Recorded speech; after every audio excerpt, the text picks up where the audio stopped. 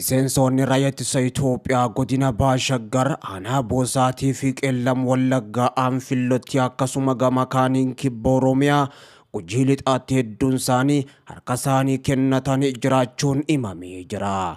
Godina Baashaggar Boosaat keessatti miseensonni raayyaa biyyattii hedduu ta'an ajajoota 52 wajjin ammoo mooraa waraanaa magaalaa Boolee keessaa ganuudhaan wabotti harka isaanii kennatanii jiru. Miseensonni waraana bilisiginnaa kunneen ammoo ilmaan Oromoo yoo ta'an qawwee keemmii Turkii 200 hidhannoo guutuu wajjin qabachuudhaan woboo bira ga'anii jiraachuun isaanii himamee jira. Waraanni mootummaa bilisiginnaa waraana bilisummaa Oromootti harka kennachuu itti fufuudhaan guyyuma kaleessaa ammoo godina Qeellam Wallaggaa aanaa Anfiloo keessatti miseensonni raayyaa biyya Itoophiyaa 52 qawwee keemmii Turkii 52 hidhannoo guutuu waliin mooraa diinaa ganuudhaan wabotti harka kennachuun isaaniitis himamee jira. Akkasuma ammoo kibba Oromiyaa Gujii lixaa keessattis humnoonni wal makootaan raayyaa biyyaa fi poolisii federaalaa irraa 60 wabotti makamuun isaanii himamee jira. Miseensonni waraana sirnicha ganan kunneenis ammoo gocha dabaa mootummaan Abiyyi Ahmad uummata Oromoo irratti raawwachaa jiru balaaleeffachuudhaan ilmaan Oromoo achi keessatti hafan qawwee mootummaa bilisiginnaa baachaa jiran gara qabsoo dhugaa kan saba keessaniitti koottaa woboo waliin falmadhaa jechuudhaan dhaamsa jabaa dabarsanii jiraachuu maddeen waraanaatis himanii jiru. Yeroo lolli guddaan Oromiyaa keessatti waraana bilisummaa Oromoo fi humnoota mootummaa gidduutti adeemaa jiru kanattis ajajoonni waraana mootummaa hedduu ta'an ammoo hidhaa keessa buufamuun isaanii himamaa kan jiru.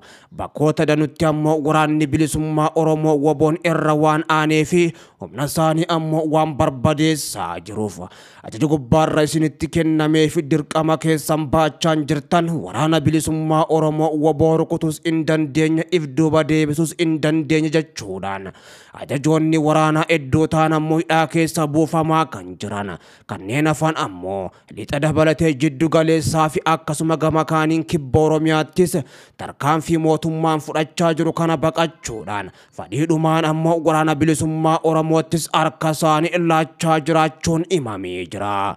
Woboon ammoo tarkaanfii ilaaleessaa humnoota mootummaa gubbatti fudhachaa jiruun injifannoo gurguddoo gonfachaa jiraachuu kan beeksise. Jiddu galeessa iddoowwan hedduuttis buufataalee waraana mootummaa Abiyyi Ahmad hedduu barbadeessaa jiraachuu kan beeksise. Tarkaanfii kaleessarraa kaasuudhaan kibba dabalatee akkasuma gama kaaniin jiddu galeessa kaaba lixa Shaggarii fi lixa Oromiyaa iddoo hedduutti fudhachaa jiruun injifannoo guddoo gonfatee humnoota mootummaa Abiyyi Ahmadis danuu barbadeessee jiraachuu beeksisee jira. Miseensa gumii aaboo kan ta'an Qindeessaa Ayyaanaa dabalatee aangaa'onni olaanoon adda bilisummaa Oromoo aaboo mana hidhaa keessatti dhukkubsatanii argaman 4 wallaansa hatattamaa dhoowwamuu dubbiimaan aaboo Lammii Gammachuu himana.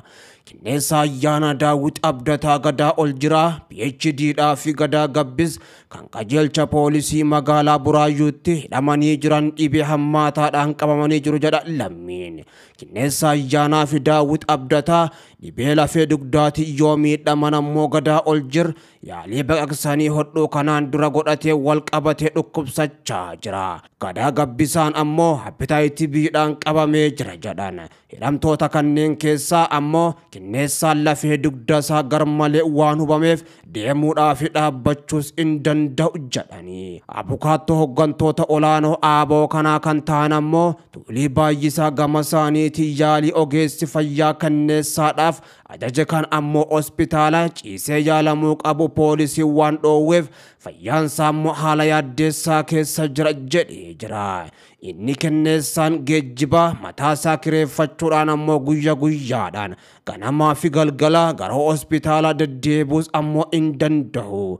Baasii geejjibaa fi qorichaas ofii isaatiif ammoo kafalus hin danda'u jedhan Tuuliin. Hogganoota dhukkubsatan 4 malees ammoo hogganoonni aaboo biroo 3 isaan waliin buufata poolisii Buraayyuutti hidhamanii argamu kan jedhan. Hogganoonni 7 kunneen ammoo gariin isaanii kan manni murtii bilisaan gadhiisa yoo ta'an ammoo kaan immoo gonguma himata malees ammoo kan hidhaa keessatti argaman jedhan. Komishiiniin mirga namummaa Itoophiyaa gabaasa caamsaa bara darbee hogganoota ABO Oromiyaa keessatti hidhaman ilaalchisee baaseen hogganoonni kunneen seeraan alaa ammoo hidhamanii dararfamaadhaaf ammoo saaxilamus mirkaneessee ture.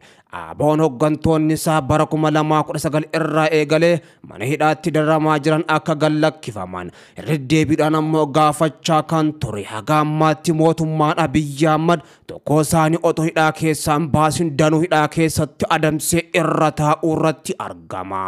Yeroo garagaraatti ammoo qaama alaa isa waraanaa jiru waraana bilisummaa Oromootii wajjin mari'achuudhaaf keessattuu mootummaan naannoo Oromiyaa waamicha gochaa fi kan jiru WBOdhaaf. Kottaa galaa karaa nagaatiin qabsaa jechuudhaan kanneen ammoo karaa nagaatiin qabsoorra jiran danuu isaanii hidhaa keessa buusanii yeroo irra taa'aa jiran kanatti waamichi kottaa galaa karaa nagaatiin qabsaa jechuudhaan ammoo WBOdhaaf godhaa jiranis kan fudhatama qabu miti jechuudhaan ammoo hayyoonni himaa kan jiran. WBOnis ammoo gama isaatiin gattaa'ee paartii biltsiginnaatii wajjin mari'achuun dura haaldureewwan adda addaa lafa kaa'uudhaan hidhamtoonni siyaasaa kumoota kurnaan lakkaa'aman hidhaa keessaa akka baafamanii fi akkasuma waajjiraaleen ammoo paartiilee siyaasaa danuu ta'anii ugguramanis akka banaman gaafachuun isaatis ni yaadatama. Mootummaan naannoo Hararii godina Booranaatti lammiilee hongeedhaan miidhamaniif deeggarsa miliyoona 10 gochuudhaaf murteessee jiraachuu beeksisee jira. Manni maree bulchiinsa naannoo Hararii lammiilee godina Booranaatti hongeedhaan miidhamaniif ammoo deeggarsa birrii Itoophiyaa miliyoona 10 taasisuudhaaf murteessuu isaa beeksisee jira. Mootummaan naannichaa deeggarsa lammiileedhaaf taasisu cimsee kan itti fufu ammoo kan beeksise. Sababa hongeetiin godinichatti lammiileen hedduun miidhamaa jiraachuudhaa fi miidhaa qaqqabaa jiru hir'isuudhaaf hunduu ammoo geessaa baachuu akka qabu dhaamus ammoo ragaan kominikeeshinii naannoo Harariirraa argames ni mul'isa. Yeroo mootummaan naannoo Harariidhaa godina Booranaatti lammiilee hongeedhaan miidhamaniif deeggarsa miliyoona 10 gochuudhaaf murteessee jiru kanatti ammoo naannoleen biraa kan pirezidaantiin naannoo Oromiyaa Shimallis Abdiisaadhaa ammoo deeggarsa birrii miliyoona 100 gochaa fi turan. Sochii kanatti ammoo yoo makamanis hin mul'anne. Keessattuu pirezidaantiin naannoo Oromiyaa Shimallis Abdiisaa bara darbeerraa kaasuudhaan yeroo garagaraatti naannoo Affaar dabalatee akkasuma gama kaaniin naannoo Somaaleetii fi Amaaraatiif mata matatti birrii miliyoona 100 ollaachaa fi kan ture ammoo deeggarsa. Naannoleen kunneen ammoo Oromoota hongeedhaan miidhamaniif haga ammaatti yoo dirmatanis hin mul'anne. Qabeenya Oromoodhaa ammoo fuula alagaatiin baruudhaaf jecha pirezidaantiin naannoo Oromiyaa bakka hedduutti dhangalaasaa kan turan. Har'aan tana ammoo Oromoon qabeenya qabu bira afaan qabame keessattuu Booranaa fi akkasuma gama kaaniin Baalee fi Harargeetti beela hamtuudhaaf saaxilamee dhumaatii irratti argama. Mootummaan naannoo Oromiyaa mataan isaatis ammoo deeggarsa gahaa uummata hongeen miiteefis gochaa hin jiru jechuudhaan qeeqni guddaan hayyoota Oromoo akkasuma paartiilee siyaasaa Oromoo rasiyoo irratti mul'achaa jira.